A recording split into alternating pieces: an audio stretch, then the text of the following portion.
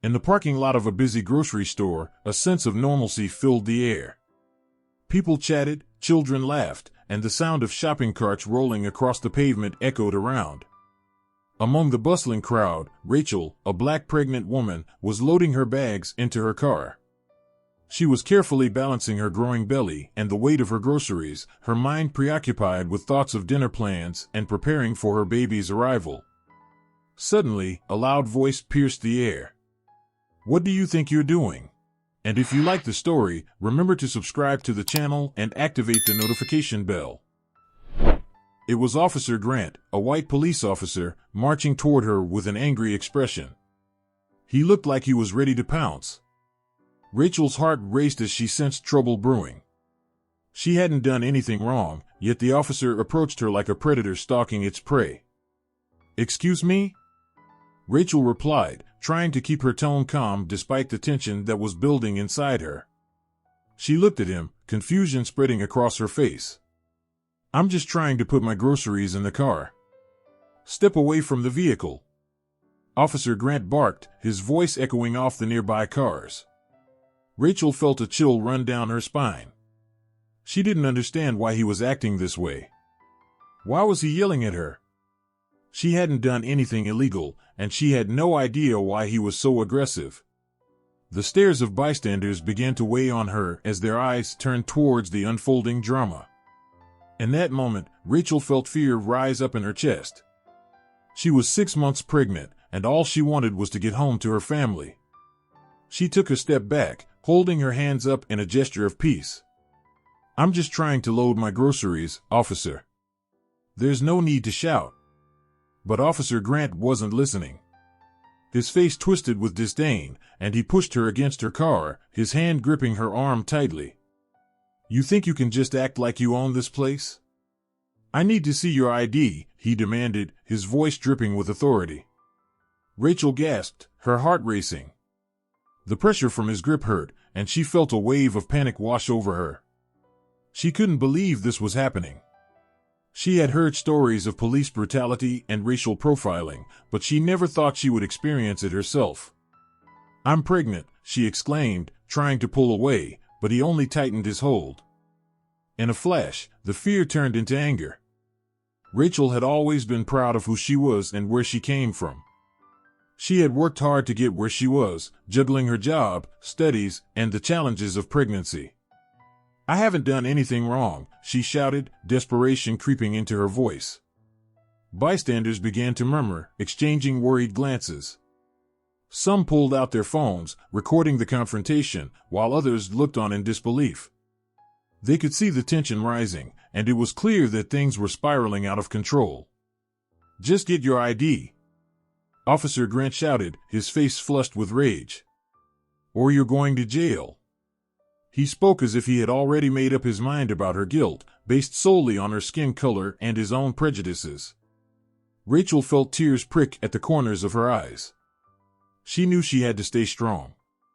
"I'll get my ID." "Just let me go," she pleaded, but Officer Grant's grip didn't loosen. She could feel the adrenaline coursing through her veins, pushing her to act. Just then, she remembered something her mother had always told her: stand up for yourself, no matter what. Summoning every ounce of courage, Rachel took a deep breath. "You can't treat me like this. I'm a person, not a criminal." Those words seemed to hang in the air for a moment, and for a brief second, the tension between them wavered. Officer Grant hesitated, his expression shifting as he realized he was being filmed. The bystanders were capturing everything, and this could blow up in his face. Suddenly, the sound of approaching sirens filled the air, cutting through the tension. Rachel's heart sank. She didn't want more police involved, especially not if they were like Officer Grant. But in that moment, she also felt a glimmer of hope. Maybe someone would come to help her.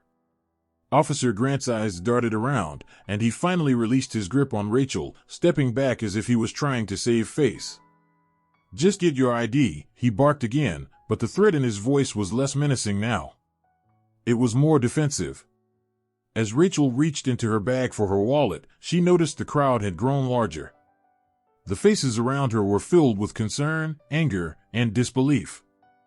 She pulled out her ID and held it up, her hands shaking. "Here," she said, trying to keep her voice steady. "This is my ID. You can see I haven't done anything wrong." But Officer Grant barely glanced at it. Instead, he turned and started walking away, mumbling something under his breath.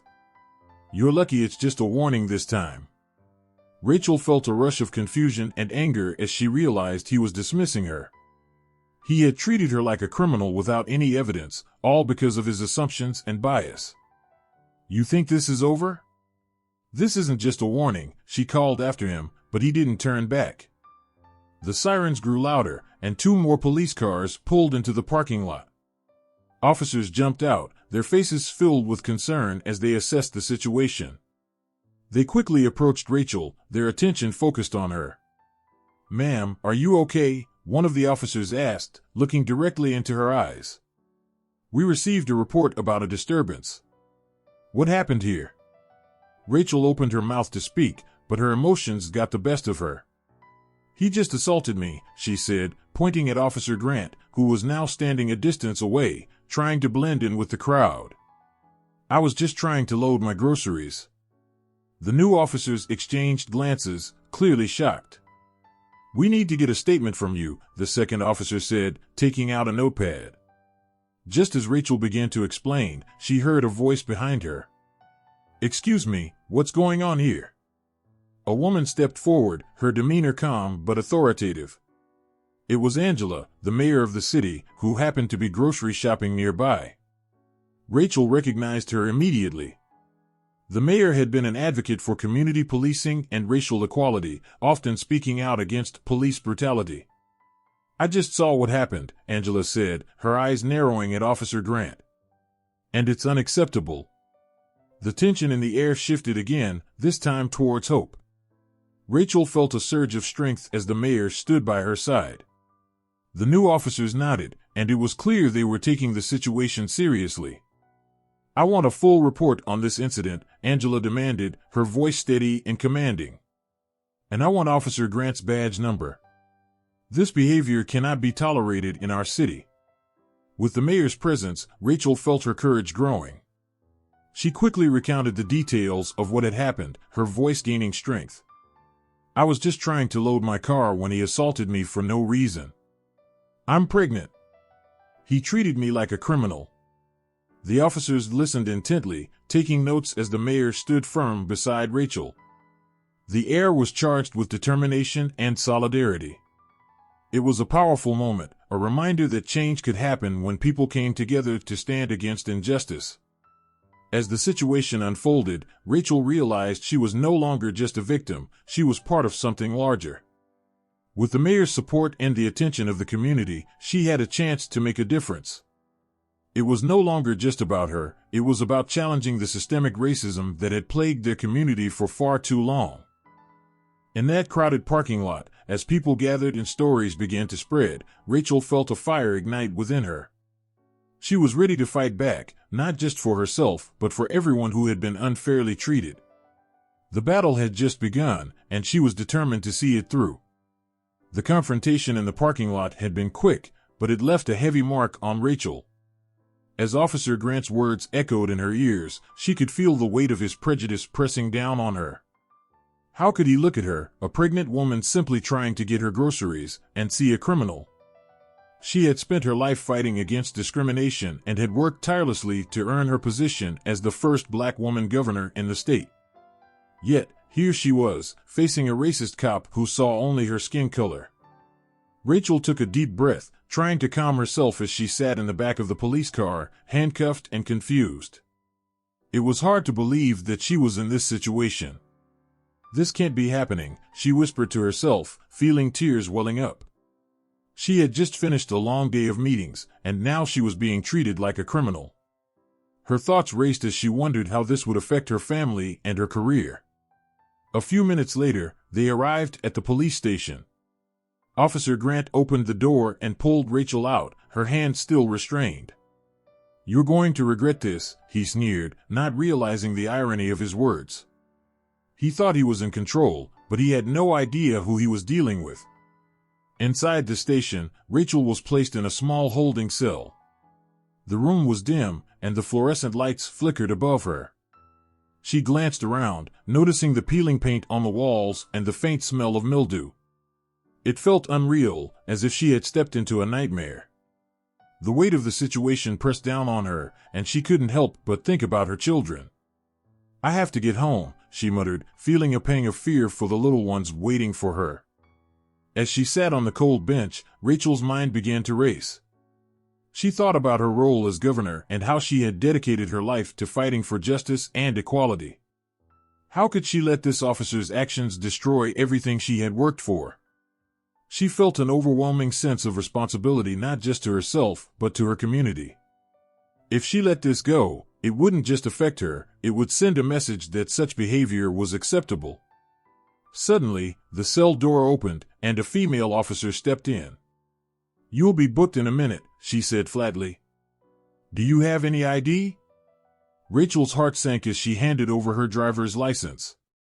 She was not just a governor, she was also a mother and a human being who deserved respect.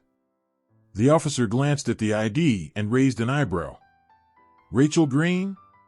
The governor?" "Yes," Rachel replied, trying to maintain her composure despite the rush of emotions. "I need to speak to someone about this situation immediately." The officer hesitated, a hint of surprise on her face. "You really shouldn't be here, you know. I'll get someone to help you." Rachel felt a flicker of hope as the officer stepped out. She knew she had to use her position to fight back, but she couldn't let her anger consume her. She needed to stay focused.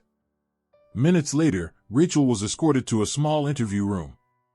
The officer who had initially arrested her, Officer Grant, walked in, looking smug. "Looks like you're in a bit of trouble, Governor," he sneered, his arrogance palpable. "You really shouldn't be driving a stolen car, you know. Do you think I would ever steal a car?" Rachel shot back, her voice steady.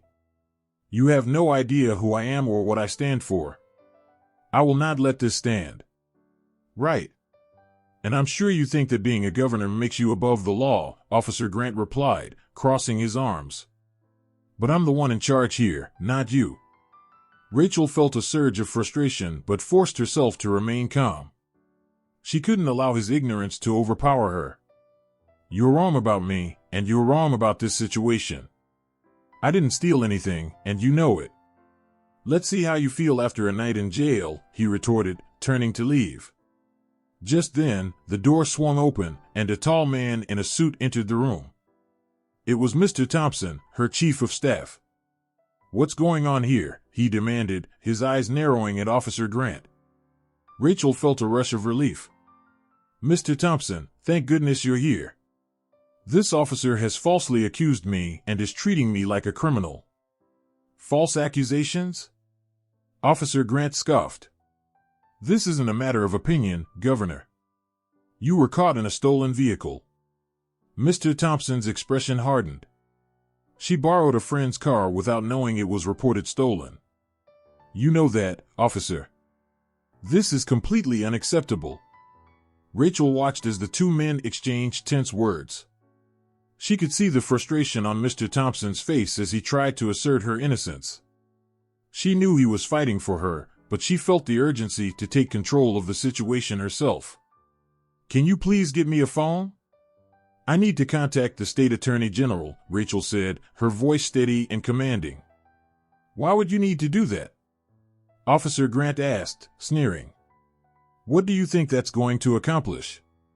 "I'm going to make sure this matter is investigated thoroughly," Rachel replied, meeting his gaze head-on.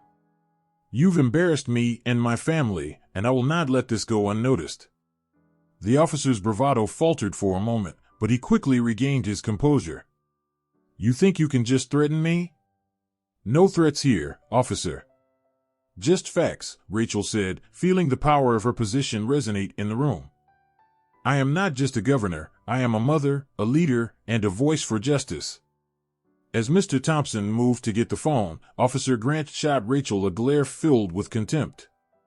"We'll see how long your title protects you," he said, but his words lacked the confidence they had moments earlier. Finally, Mr. Thompson returned with the phone. "I'll be right here with you," he assured Rachel, and she could see the determination in his eyes. Rachel took a deep breath and dialed the number for the state attorney general. As the phone rang, she felt a rush of adrenaline.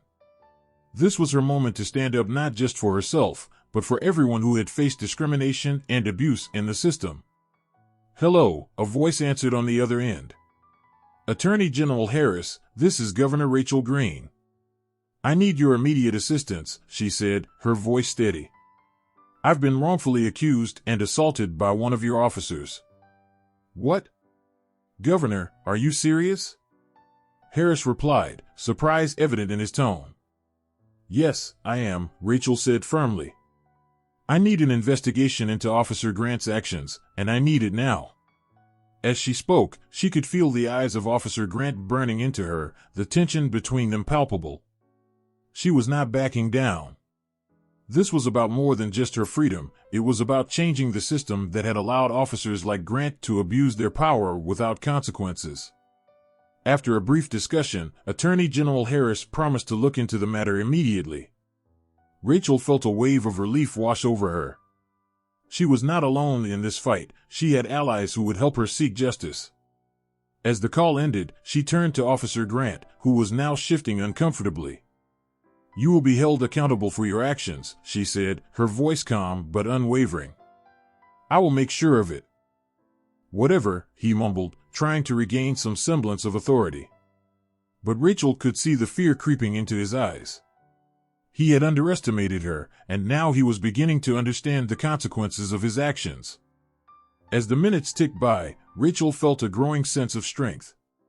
She was not just fighting for herself, she was fighting for all the people who had been mistreated and discriminated against. And if you like the story, remember to subscribe to the channel and activate the notification bell. This was a moment that could spark change, not just for her but for countless others. Finally, the door swung open again, and a group of officers entered, their expressions serious. "Governor Green, we need to escort you to a private room for further questioning," one of them said. Rachel nodded, feeling a mix of apprehension and determination. "Let's get this over with," she replied, standing tall as she walked out of the holding area. She could feel the support of Mr. Thompson and the knowledge that she was ready to take on whatever came next. As she walked down the corridor, she couldn't help but think about the implications of this moment. This was her chance to expose the flaws in the system and to make a stand against the injustice she had faced. She would not let this situation define her. She would use it to fuel her fight for equality and change. With her head held high, Rachel stepped into the next chapter of her journey, ready to confront the challenges ahead. This was only the beginning, and she was determined to turn her pain into power, ensuring that the voices of the marginalized would finally be heard. The sun was setting as news of the incident spread like wildfire through the community. Phones buzzed with messages, and social media exploded with posts sharing the shocking video of Officer Grant's assault on Rachel. People were outraged, and the air was thick with emotion. "Can you believe this?" a neighbor exclaimed, watching the footage on her phone. "How can he treat her like that?" In a nearby park, a group of friends gathered, their faces a mix of anger and disbelief. "We need to do something. This isn't right," shouted Marcus, a local activist known for his passionate speeches against discrimination. He had watched the video several times and felt his blood boil. "This is a fight we can't ignore." Within hours, flyers were being distributed throughout the neighborhood. "Justice for Governor Rachel," read the bold letters. "Stand against racial discrimination." The community began to mobilize, organizing a rally outside the police station. People were eager to show their support for Rachel, determined to stand up against the injustice she faced. As the sun dipped below the horizon, the glow of streetlights illuminated the park where the rally was set to take place. Speakers were set up, and a small stage was erected. Activists gathered to discuss their plans, their voices rising above the murmurs of the crowd. "This is our chance to show that we will not be silenced," Marcus declared passionately, his voice ringing out. Meanwhile, inside the police department, Officer Grant sat in an interrogation room, his demeanor shifting from arrogance to anxiety. He couldn't shake the feeling of impending doom as the news of the rally reached him. He had never considered the consequences of his actions, and now they were crashing down around him. "I didn't do anything wrong," he muttered under his breath, trying to convince himself. Back at the rally, Rachel's supporters began to arrive in droves. Signs waved in the air, each one declaring solidarity. Black Lives Matter. Justice for Rachel. The chants grew louder, filling the park with a powerful energy.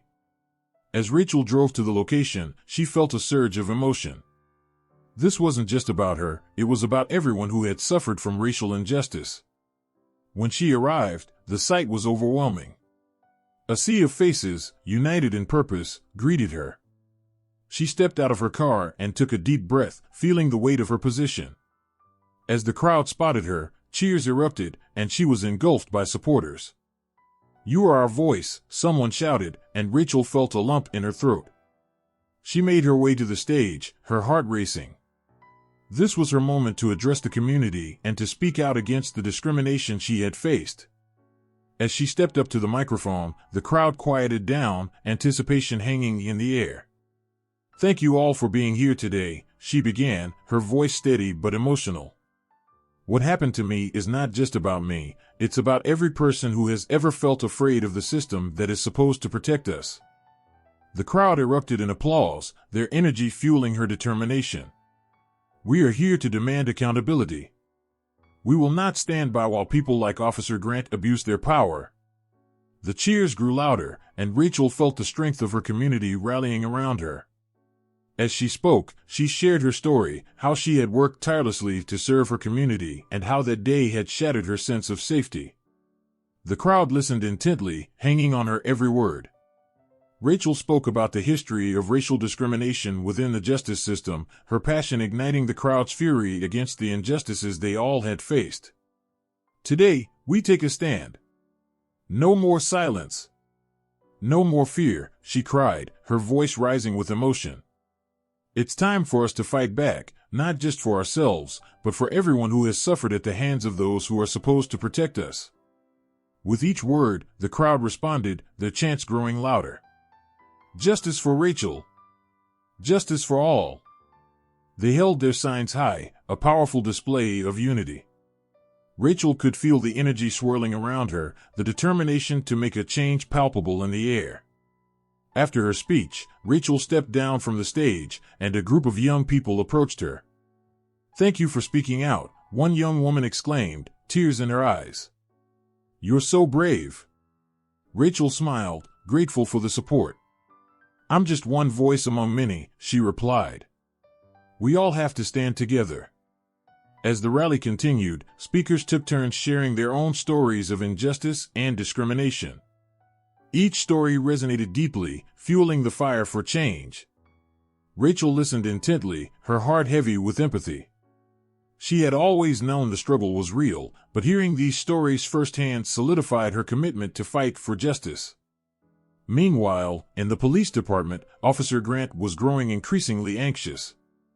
He had seen the rally on the news, and the faces of the community members filled with rage haunted him. "What have I done?" he muttered to himself, realizing the gravity of his actions. The thought of facing the consequences of his behavior became more daunting as the rally gained momentum. Back at the rally, a local leader stepped up to the microphone, calling for action. "We need to hold Officer Grant accountable for his actions. We demand a thorough investigation." The crowd roared in agreement, their voices rising to a crescendo. Rachel took a deep breath, knowing that this was just the beginning. The community was coming together in a way she had never seen before. The energy was infectious, and she felt a sense of hope blossoming in her chest. Together, they could bring about change, but they needed to keep the pressure on. As the sun set, casting a warm glow over the gathering, Rachel spoke again, her voice filled with conviction. "This isn't just a one-time event. We need to continue to stand together and push for real change. We must hold the system accountable." The crowd erupted into cheers, their voices echoing through the night. As the rally wound down, Rachel looked around at the sea of faces, each one filled with determination. She felt a bond with them, a shared purpose that would carry them forward. This was more than just about her, it was about justice for everyone. As people began to leave, Rachel's heart swelled with gratitude. She knew that the fight wasn't over. Officer Grant would still face consequences, but this rally was just the beginning of a larger movement. They would continue to advocate for change, to challenge the status quo, and to ensure that their voices would not be silenced. As she headed home, Rachel reflected on the day. The rally had ignited a fire within her, a renewed sense of purpose. She was ready to lead the charge for justice, knowing that the strength of her community was behind her. Together, they would take on the fight against discrimination and pave the way for a brighter future. Rachel stood in the small holding area of the police station, her heart racing and her mind racing faster. She had never imagined that being a public figure would lead to such an unjust situation. The bright fluorescent lights above flickered, casting harsh shadows on the walls. She could hear voices outside the holding area, some were angry, and some were curious, but all were talking about her. "Did you hear? The governor was just assaulted by a cop. She deserves justice. We need to rally for her." Rachel took a deep breath, trying to steady herself. This was not just about her, this was about everyone who had ever faced discrimination. She thought about her children and how important it was for them to know their mother stood up for what was right. But in that moment, she felt lost and unsure of how to proceed. Suddenly, the door opened, and her assistant, Laura, rushed in, her expression a mix of concern and determination. "Rachel, I'm so glad you're okay. I've been worried sick," she said, her voice filled with urgency. "We need to get you out of here. This isn't right." Rachel nodded, but her heart was heavy. "I can't leave it like this, Laura. This isn't just about me being a victim. This is about the bigger picture. How many others have suffered because of officers like Grant?" Laura paused, taking a moment to collect herself. "You're right. But we need to plan. If we want to fight back, we have to be smart about it. You have the power to make a difference. Use it." Rachel's mind began to clear. She thought about the power she held as governor and how she could use it to stand up for those who didn't have a voice. "You're right. I won't let this slide," she said, her voice firm with determination. As she spoke, the officer who had been guarding her stepped forward, an air of arrogance surrounding him. "You can talk all you want, Governor, but you still broke the law. You'll face the consequences, just like everyone else," he said with a sneer. Rachel felt anger boiling inside her. "You think I'm just another criminal? You don't know anything about me," she shot back, her voice rising. The officer laughed. "What's there to know? You're just a black woman who got caught doing something stupid." His words dripped with disdain. Rachel felt her heart race, but she also felt a spark of something deeper, resolve. "This is exactly why I'm fighting back. Your ignorance won't keep me down," she said defiantly. Just then, Laura stepped forward. "You can't speak to her that way. She's a governor, and you will face the consequences of your actions," she insisted, her voice strong. The officer's face flushed with anger. "You think you can just come in here and demand respect? You're in my world now," he retorted, crossing his arms defiantly. The situation felt tense, but Rachel knew she had to stay calm. "I am a public servant, and I will not tolerate being treated like this." "You have no idea who you're dealing with," she said, her voice steady. "Let's get out of here," Laura urged, trying to keep the peace. After a moment, the officer rolled his eyes, stepping aside. "Fine. But don't think this is over. You'll regret challenging me," he warned, walking away. As Rachel and Laura left the holding area, the reality of the situation hit Rachel like a wave. She had always known that there were deep-seated issues in the system, but now it felt personal. She was going to fight back.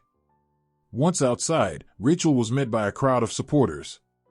People were chanting her name, holding signs that read "Justice for Rachel" and "We stand with the governor." The support felt overwhelming, and Rachel realized she was not alone in this fight. She stepped up to the makeshift podium where her communications team had gathered, ready to address the crowd. "Thank you, everyone, for being here today," she began, her voice rising above the noise. "I never thought I would find myself in this situation, but I want you all to know that I am not afraid. This incident is not just about me, it's about the systemic racism that exists in our society." The crowd erupted in applause, their cheers echoing in the open space. Rachel could see the faces of her constituents, many of whom had fought battles of their own against discrimination. Their support fueled her determination. "I stand here today not just as your governor, but as a mother, a woman, and a person who believes in justice for everyone," she continued, her voice steady and passionate. "We have to stand together to ensure that no one else faces the discrimination and abuse that I experienced today." As Rachel spoke, she noticed a few reporters taking notes, cameras flashing as they captured her words. This was her chance to bring attention to the issue and rally support for change. "I will not rest until we hold those in power accountable for their actions. This is just the beginning of our fight for justice. We need to demand better training for our police officers, and we need to ensure that every voice is heard and respected," she declared, her eyes shining with determination. The crowd cheered louder, their energy contagious. Rachel felt hope blooming in her chest. "Together, we will not allow racism to dictate our lives any longer. We will stand up for what is right, and we will win." After her speech, the crowd began to disperse, but the momentum was palpable. Rachel felt a renewed sense of purpose and knew that she had to take the next steps in her fight against injustice. Laura approached her, a proud smile on her face. "That was incredible, Rachel. You really rallied them," she said, excitement in her voice. "I have to keep pushing," Rachel replied. "This isn't just about getting my name cleared, it's about changing the system. We need to put together a plan, gather the right people, and start demanding change." Laura nodded. "I can help with that. We should meet with community leaders and activists who are already doing this work. They can help us shape our approach."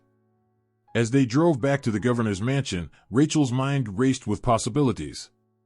She had a platform, and she was determined to use it to bring about real change. She would not let Officer Grant's actions define her or her legacy. In the coming days, Rachel met with her team, community leaders, and activists. Together, they discussed ways to implement reforms in law enforcement, including training on racial bias, community engagement initiatives, and accountability measures for officers. The conversations were empowering, and Rachel felt her vision for a fairer system becoming clearer. During this time, Rachel also took the opportunity to meet with her constituents, listening to their stories and understanding their struggles. Each encounter deepened her resolve. She felt the weight of their hopes resting on her shoulders, and she was determined to deliver. "Let's put together a press conference to announce our plans," Laura suggested one afternoon, her eyes shining with excitement. "We need to make sure the community knows that we're taking action." Rachel agreed, and soon they were preparing for the event. The buzz around the governor's office was electric as they coordinated with local news outlets and community organizations. Rachel knew this was a pivotal moment, not just for her, but for everyone who had ever felt marginalized. On the day of the press conference, the energy was palpable. Reporters filled the room, eager to hear what Rachel had to say. She stood at the podium, looking out at the sea of faces, her heart racing with anticipation. This was her moment to make a real impact. "Thank you all for being here today," she began, her voice strong and clear. "I stand before you as your governor, but also as a mother and a member of this community. I want to address the recent events that have caused pain and outrage for so many." The room was silent, everyone hanging on her words. "As many of you know, I was wrongfully assaulted by a police officer, an act that is not just unacceptable but a reflection of a larger issue we face in our society. Racism exists, and we must confront it head-on." She paused, allowing her words to resonate. "Today, I am announcing a comprehensive plan for police reform. We will be implementing mandatory racial bias training for all officers, creating community oversight committees, and establishing a transparent reporting system for misconduct. The audience erupted in applause, their support igniting a fire within Rachel. This is just the beginning. Together, we can change the narrative and ensure that everyone is treated with respect and dignity, regardless of their race. As Rachel spoke, she could feel the energy in the room shift. People were excited, hopeful, and ready to stand together. This was more than just a press conference, it was a movement. Afterward, the reporters bombarded her with questions, eager to capture every detail. "Governor, how do you plan to ensure that these changes are implemented?" one asked. "We will hold ourselves accountable. Change starts from the top, and I am committed to making sure that our policies reflect our values," Rachel replied, her voice unwavering. As the event wrapped up, Rachel felt a wave of gratitude wash over her. She had faced a terrible injustice, but now she was turning that pain into purpose. With the community rallying behind her, she knew they could make a real difference. In the weeks that followed, Rachel worked tirelessly to turn her plans into action. She held community meetings, engaged with local organizations, and even traveled to other states to learn from successful reform efforts. Every step she took felt like a victory, a testament to her commitment to justice. As she walked through her office one day, Rachel noticed a photo on her desk, her children smiling brightly. They had been her motivation throughout this journey. She wanted to create a better world for them, one where they wouldn't have to face the same challenges she had. The fight against discrimination was far from over, but Rachel was ready to lead the charge. Together with her community, she would push for the change that was so desperately needed, ensuring that no one else had to endure the pain of injustice. As she looked out of her office window, watching the sun set over the city, Rachel felt a sense of hope for the future. She knew that they were just getting started, and she was determined to make a difference, not just for herself, but for everyone who believed in a fairer, more just society. The sun hung low in the sky, casting long shadows across the governor's mansion as Rachel paced back and forth in her office, her heart racing.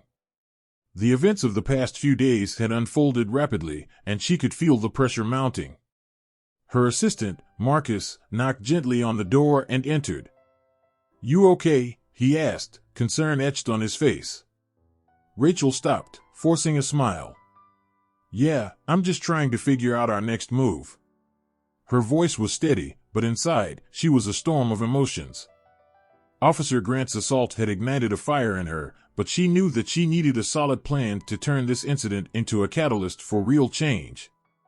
"Everyone is talking about what happened," Marcus said, glancing at the pile of reports on her desk. "You know the press is waiting for your statement. They want to hear how you plan to address this." Rachel nodded. The media circus was already beginning to swirl around the incident, and she needed to be prepared. But it wasn't just about her image, it was about ensuring that this kind of behavior wouldn't happen again, not to her or anyone else. "Let's organize a press conference," Rachel decided, her eyes brightening. "I want to address the community directly and outline our plans for police reform. This isn't just about me, it's about everyone who has faced discrimination and abuse." Marcus smiled, relief washing over him. "That's a great idea. When do you want to hold it?" "Tomorrow," Rachel said without hesitation. "We need to keep the momentum going.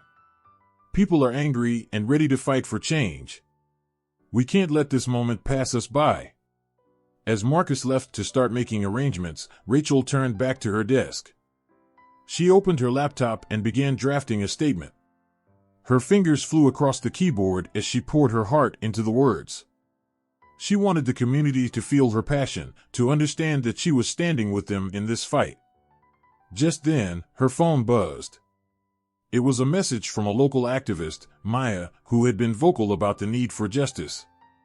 "I heard about your press conference. We'll be there to support you. Let's make sure everyone knows we're united against this injustice." Rachel smiled, grateful for the outpouring of support. She responded quickly, "Thank you. We need all hands on deck. Together, we can make a difference." The next day arrived quickly, and Rachel found herself standing in front of a sea of reporters, community members, and activists gathered outside the governor's mansion. The air buzzed with anticipation, and she could feel the energy in the crowd. They were ready for change, and she was determined to lead the charge. "Thank you all for being here today," Rachel began, her voice steady as she looked out at the faces before her. "I stand here not just as your governor, but as a mother, a sister, and a member of this community. What happened to me is not just a personal tragedy, it's a reflection of the systemic racism that still exists in our society." A hush fell over the crowd as they listened intently. Rachel could see the anger and determination in their eyes, and it fueled her passion. "I was assaulted by a police officer simply because of the color of my skin. I was targeted, treated as a criminal instead of a respected leader. This must change." Cheers erupted from the crowd, and Rachel felt a surge of confidence. She continued, "We cannot allow officers who abuse their power to go unpunished. We need accountability, transparency, and reforms that ensure everyone is treated fairly, regardless of their race." As she spoke, Rachel noticed a group of young people at the front, holding signs that read, "Justice for Rachel," and "Stop Police Brutality." Their faces were filled with hope, and it reminded her of why she was fighting. She wanted to create a better future for them, a future where they could thrive without fear. "I am committed to launching an independent investigation into Officer Grant's actions and reviewing the practices of our police department," Rachel declared. "We will implement new training programs that focus on racial sensitivity and de-escalation techniques, ensuring that officers understand the communities they serve." The crowd erupted in applause, their voices rising in support of her vision. Rachel felt the weight of their hope and determination, and she knew she had to keep pushing forward. "But this is not just about what I can do as governor," she continued, her voice rising with passion. "This is about all of us coming together, standing up against injustice, and demanding change. I urge you to join me in this fight, hold your representatives accountable, speak out against discrimination, and support those who are fighting for justice." The energy in the crowd was electric, and Rachel could feel the collective determination. People began chanting, "Justice." And if you like the story, remember to subscribe to the channel and activate the notification bell. Justice. Their voices resonated, creating a powerful symphony of hope and resilience. As the press conference concluded, Rachel felt a renewed sense of purpose. She had inspired others to take action, and she knew that together, they could make a difference. But she also understood that the journey ahead would not be easy. In the days following the press conference, Rachel and her team worked tirelessly to push for the reforms she had promised. They met with community leaders, organized town hall meetings, and collaborated with activists to draft new policies. The momentum was building, and the community was rallying behind her.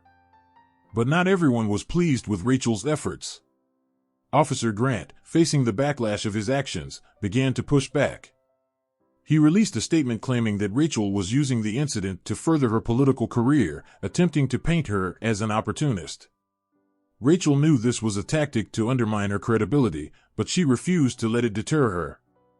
Instead, she organized a community forum, inviting Officer Grant to attend and answer questions directly from the public. "If he thinks he can intimidate me, he's got another thing coming," she said to her team, determination etched on her face. The day of the forum arrived, and the tension in the air was thick. Community members filled the seats, eager to hear from both Rachel and Officer Grant. Rachel stood at the podium, her heart racing. She looked out at the crowd, feeling the weight of their expectations. Officer Grant arrived, his demeanor arrogant as he took his seat at the front. The crowd erupted in murmurs and whispers, their anger palpable. Rachel took a deep breath, reminding herself of the strength she had found in the past few weeks. "Thank you all for coming today," Rachel began. "This forum is an opportunity for us to have an open dialogue about the issues we face as a community. We need to hold those in power accountable and work towards a future where everyone is treated with respect." She turned to Officer Grant. "I hope you will take this opportunity to listen to the concerns of the community and address your actions." As the questions began, it quickly became clear that the community was not going to hold back. People spoke passionately about their experiences with the police, sharing stories of fear, discrimination, and injustice. Rachel listened intently, offering her support and standing firmly by their side. But when it was Officer Grant's turn to speak, the atmosphere shifted. He tried to deflect the criticism, downplaying the concerns raised by community members. "Not all officers are bad," he insisted. "I've dedicated my life to serving and protecting." The audience erupted with disbelief. "You don't get to use your badge as a shield," one woman shouted. "You hurt our governor. You hurt us all." Rachel stepped in, her voice strong and unwavering. "This is exactly why we're here. We cannot let fear silence us any longer. Officer Grant, you have a responsibility to this community. Instead of dismissing our concerns, you should be listening and working towards real change." The forum became a battleground of words, with emotions running high. Rachel felt the tension rise, but remained focused, advocating for justice and accountability. She knew this was only the beginning of a long fight, but she was ready to face whatever challenges lay ahead. As the forum concluded, the energy in the room shifted. The community felt empowered, and Rachel was more determined than ever to ensure that Officer Grant faced the consequences of his actions. She knew that change was possible, but it would require persistence and unity. In the days that followed, Rachel's team continued to work tirelessly on the proposed reforms. They drafted new policies aimed at promoting racial sensitivity training for police officers and establishing community oversight boards to hold law enforcement accountable. Rachel was determined to ensure that the community had a voice in shaping the future of policing. However, as the pressure mounted, Officer Grant retaliated. He launched a smear campaign, attempting to undermine Rachel's reputation by accusing her of being unfit for office. The media coverage turned negative, and Rachel faced a wave of criticism. But instead of backing down, Rachel doubled her efforts. She held press conferences to address the false allegations, highlighting her commitment to justice and the community. "I will not be silenced by intimidation," she declared. "This is about more than just me. It's about all of us standing up against injustice." The community rallied behind her, and support began to grow again. Activists organized rallies to stand in solidarity with Rachel, amplifying her message of change and accountability. Social media campaigns ignited, spreading awareness and pushing for real reform within the police department. As the movement gained momentum, Rachel felt renewed hope. She had turned the adversity she faced into an opportunity to inspire others, and the fight for justice was now a collective effort. The community had found its voice, and they were ready to demand change. Through the ups and downs, Rachel remained focused on her mission. The fight was far from over, but she knew that together, they could create a better future for everyone. And with every step forward, she grew more determined to ensure that no one else would have to endure the same injustice she had faced. The media frenzy surrounding the incident had reached a boiling point.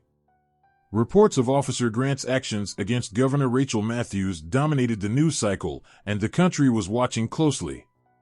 Rachel's story had resonated with many, highlighting not only her struggle but the systemic racism that continued to plague society. Now, the once cocky officer was in serious trouble, and he was starting to realize just how dire his situation was. As Rachel sat in her office at the governor's mansion, she could see the chaos unfolding outside. Protesters gathered in support of her, holding signs that read "Justice for Governor Matthews" and "Stop Police Brutality." The overwhelming support from the community fueled her determination to fight back against the injustice she had faced. She understood that this moment was bigger than just her. It was a chance to bring attention to the racism that was deeply embedded in the system. But Officer Grant was feeling the pressure, too. He sat in a small, dimly lit room at the police station, surrounded by his fellow officers. The air was thick with tension, and he could feel their eyes on him, judging him. "You really messed up, Grant," one officer finally said, breaking the silence. "You assaulted the governor.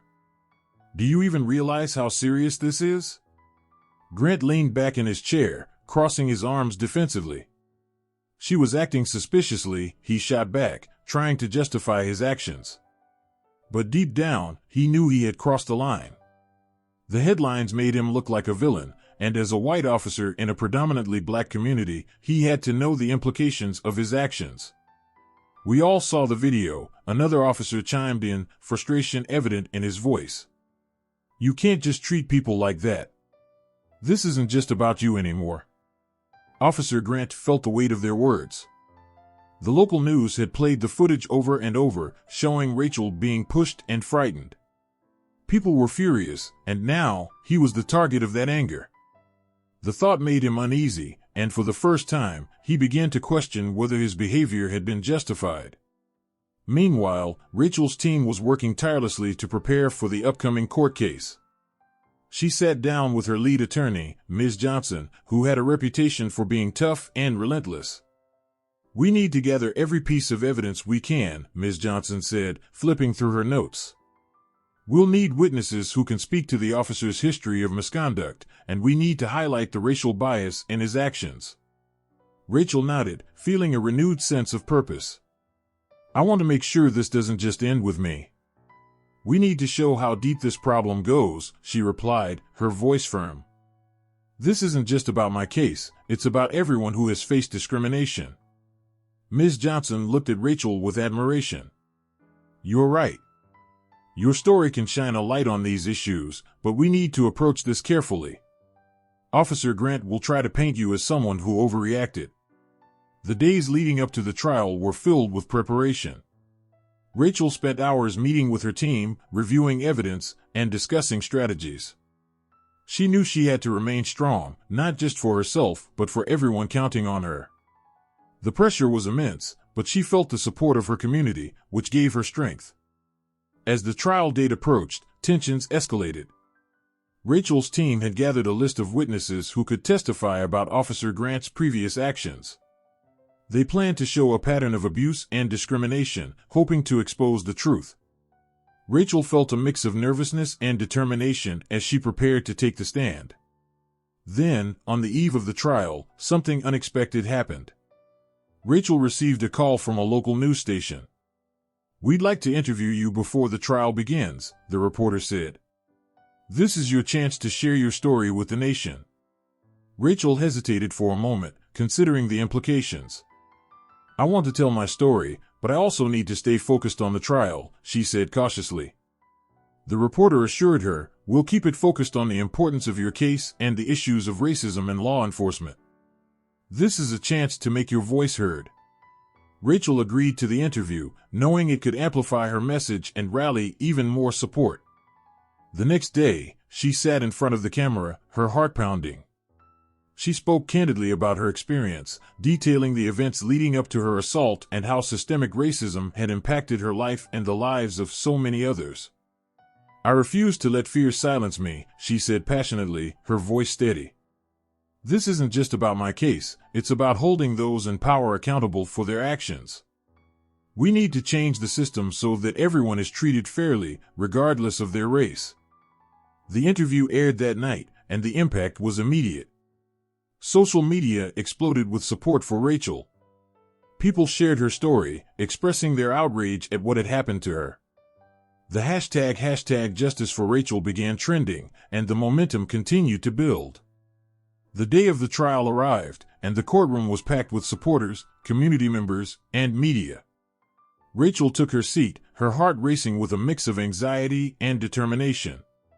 She could feel the weight of the moment pressing down on her.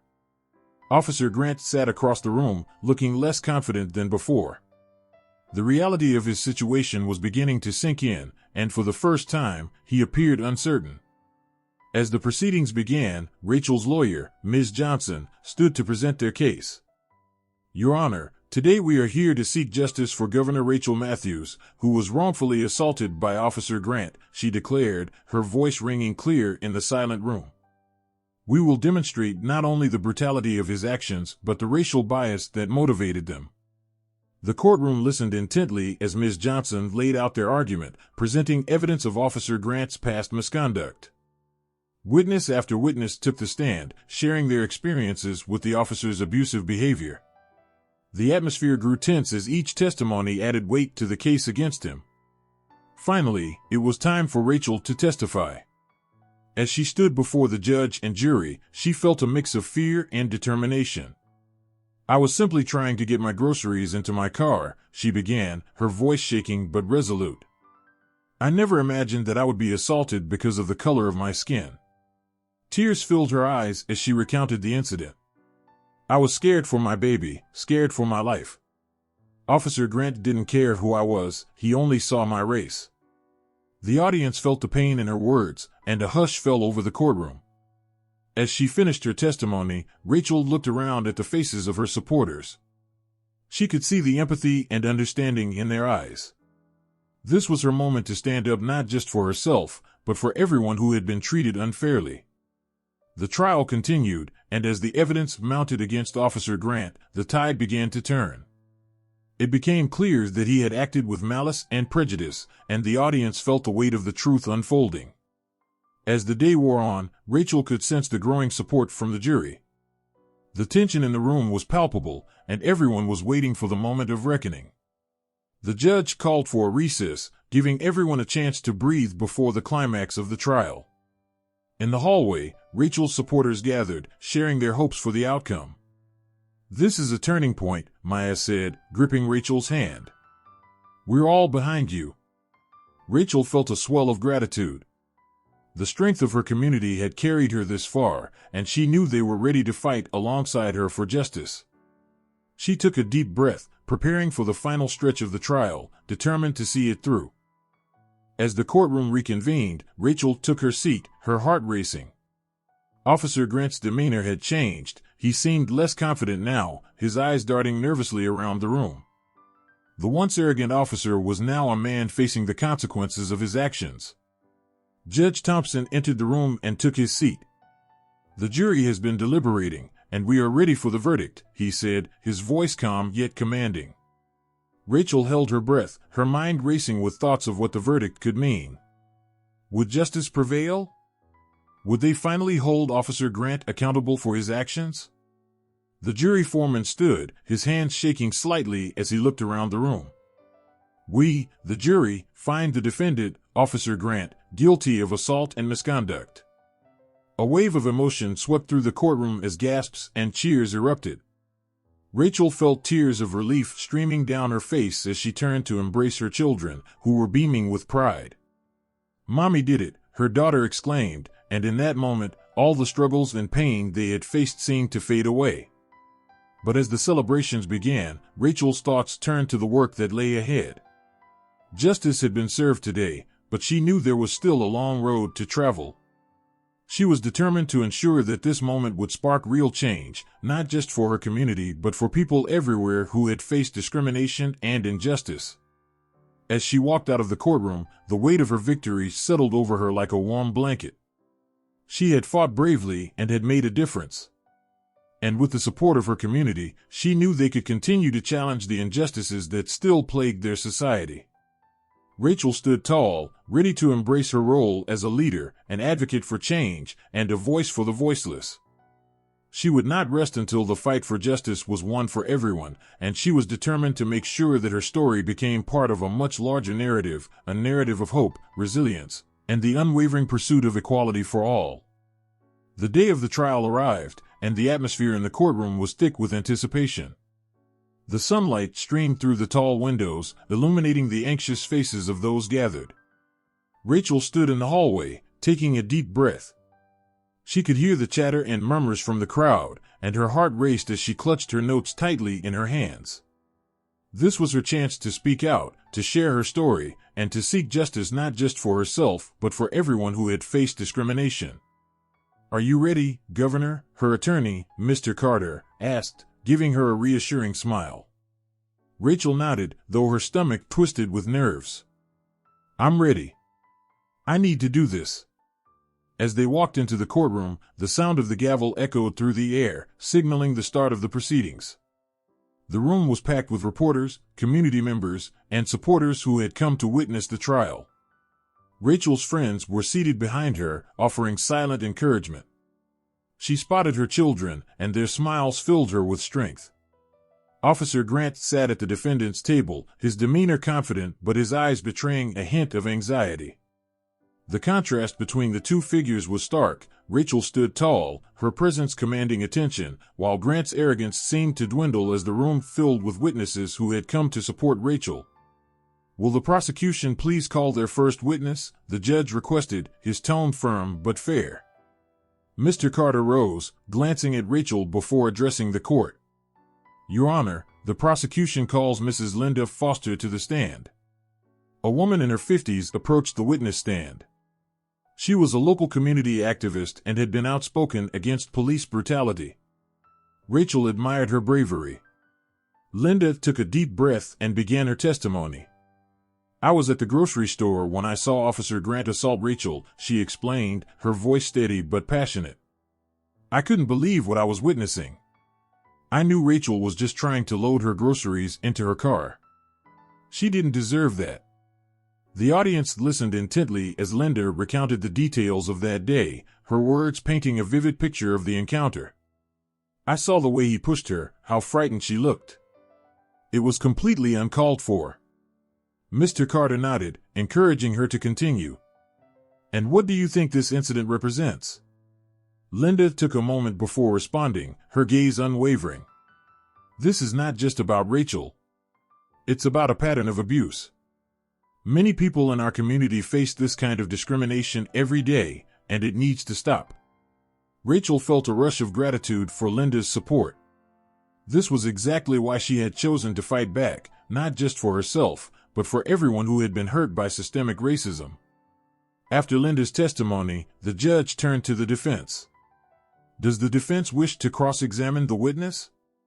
Officer Grant's attorney stood up. "Yes, Your Honor.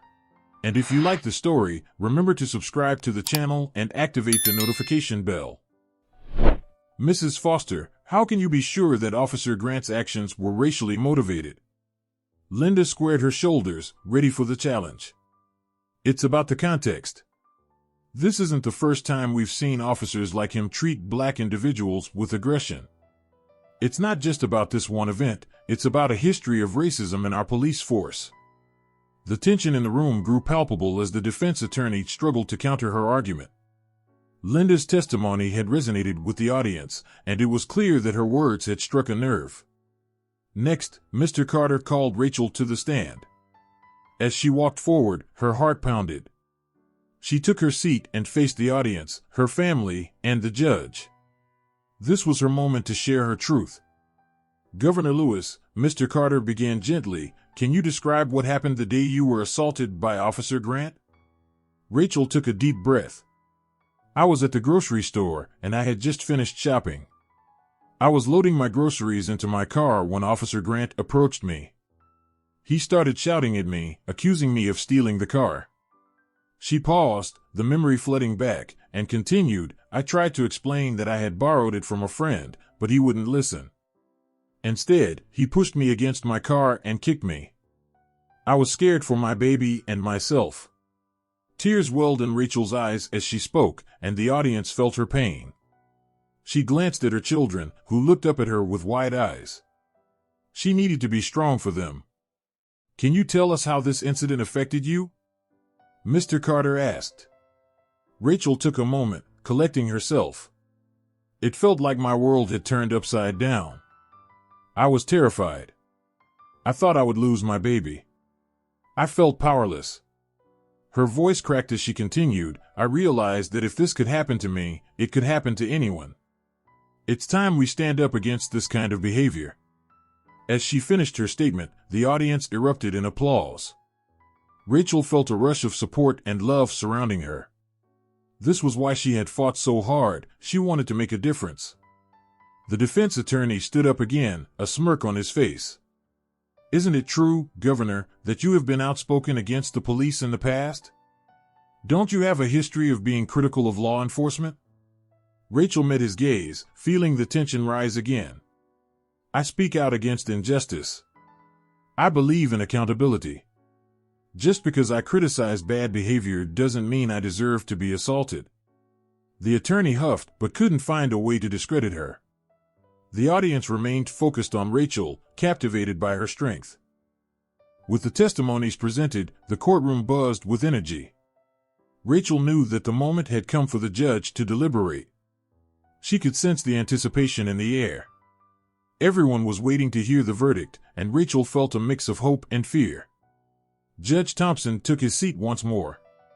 "I would like to thank all the witnesses for their courage in speaking today. This court understands the importance of the matter at hand." He glanced at the jury, who nodded in agreement. Rachel's heart raced as she listened closely. The jury will now deliberate on the evidence presented. We will take a brief recess before announcing the decision. As the judge banged the gavel, the crowd erupted with chatter. Rachel turned to her attorney. "What happens now?" Mr. Carter smiled reassuringly. "Now we wait. But remember, you've done an incredible job. Your voice matters, and it has been heard." Samantha felt a rush of gratitude for the support she had received. This was a team effort, and she was proud to be part of it. As the recess began, she stepped outside the courtroom, needing some air. In the hallway, friends and supporters gathered, sharing their thoughts and feelings about the trial. Rachel felt overwhelmed by the warmth and encouragement that surrounded her.